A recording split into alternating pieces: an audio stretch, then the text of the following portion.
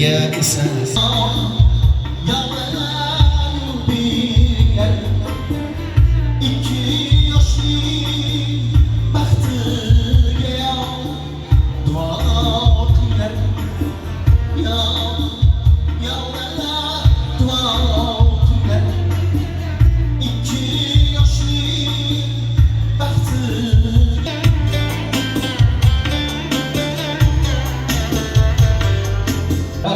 Barcha xush kelibsiz.